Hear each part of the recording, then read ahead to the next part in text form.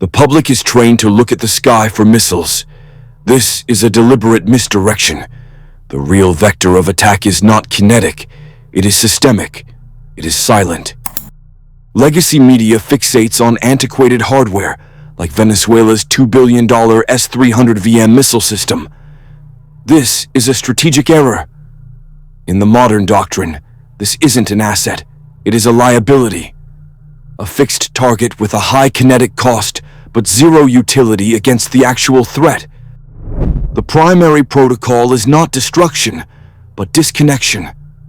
As reports suggested regarding U.S. cyberattacks turning off lights in Venezuela, the objective is to sever the digital nervous system of the target nation, to induce paralysis. Analysts at CSIS warn that the global network of undersea cables and satellite uplinks represents the single greatest point of failure for a modern state. This is the kill switch for its economy, its command structure, its very solvency. This protocol creates the blind Leviathan, a nation-state with immense military power, but no capacity to see, hear, or command its assets. Stripped of symmetric response options, it is mathematically forced toward asymmetric escalation. The target is not the hardware. The target is function itself. The motive is not ideology. It is solvency. A nation-state operates like a balance sheet. When liabilities exceed assets and cash flow turns negative under the strain of kinetic conflict, the entity faces a solvency crisis. The war ceases to be a political objective and becomes a fiscal black hole. CSIS analysis confirms this vector. The protracted war in Ukraine is not merely an unpopular conflict. It has metastasized into a severe domestic liability for Russia. The kinetic cost, the burn rate of munitions, vehicles, and personnel is fiscally unsustainable. This is the definition of a solvency crisis playing out in real time. This pressure renders expensive, conventional assets into strategic liabilities. Consider Venezuela's $2 billion investment in the Russian S-300VM missile system. This is a Tier 1 asset, designed for symmetric warfare. Yet reports from Politico indicate U.S. cyberattacks were capable of disabling the nation's power grid. A multi-billion-dollar air defense network is neutralized by a non-kinetic attack that costs a fraction of the price.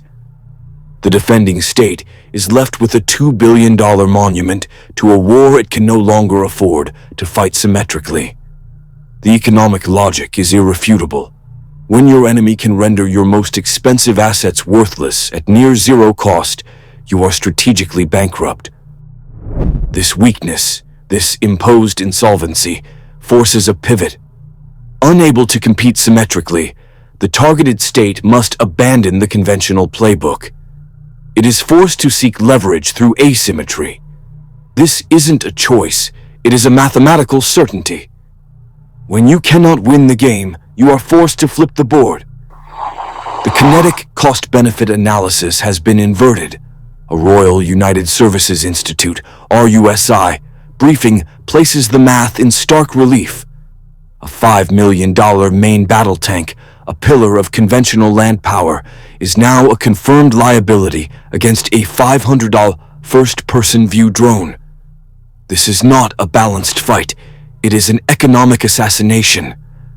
The tank represents decades of research, complex supply chains, and a trained crew.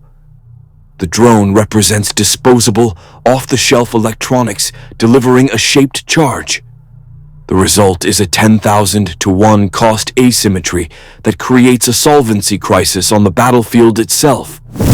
This extreme cost differential enables a protocol known as the democratization of violence. The capability to neutralize a state's most expensive kinetic assets is no longer monopolized by other states. It is now accessible to any group with a credit card and an internet connection. This shifts lethal power from the centralized industrial military complex to decentralized, networked cells.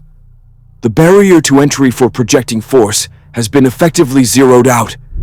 For a nation-state, This is a strategic catastrophe.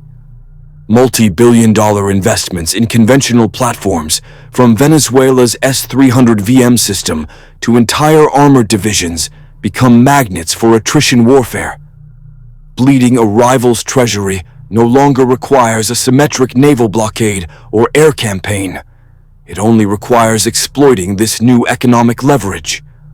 When a nation's entire conventional deterrent can be rendered insolvent by cheap, mass-produced systems, they are stripped of proportional response. Their only remaining vector to restore leverage is asymmetric escalation.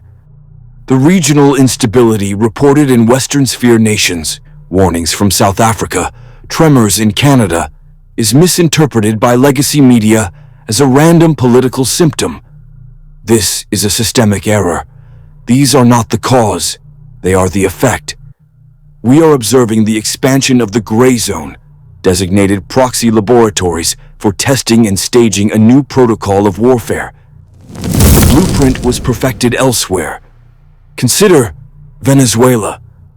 It spent $2 billion on an advanced Russian S-300 VM missile system, a kinetic fortress.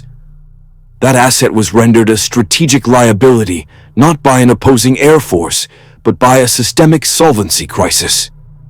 Its utility was neutralized by cyberattacks on the power grid, attacks later alluded to by the U.S. executive. The kinetic cost to defeat the S-300 was infinite.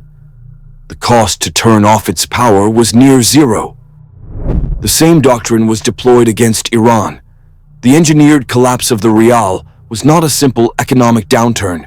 It was a non-kinetic weapon designed to redraw the strategic map of the entire Middle East.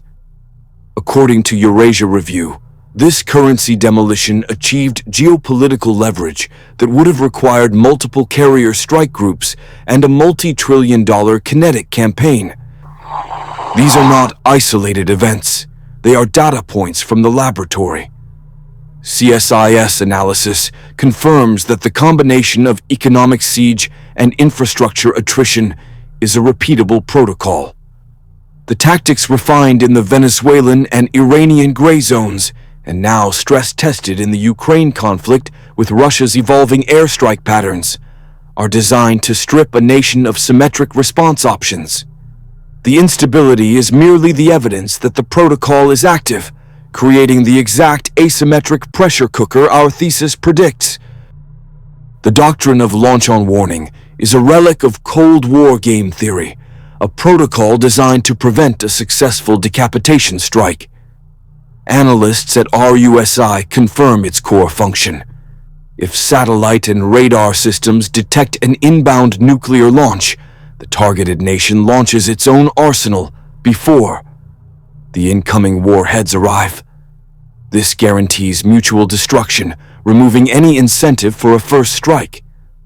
It is a system predicated entirely on the integrity of its warning sensors. This entire deterrent architecture is now rendered obsolete by a new vector: systemic cyber warfare. It is no longer theoretical. Reports confirmed by outlets like Politico detail admissions of using cyberattacks to disable the national power grid in Venezuela.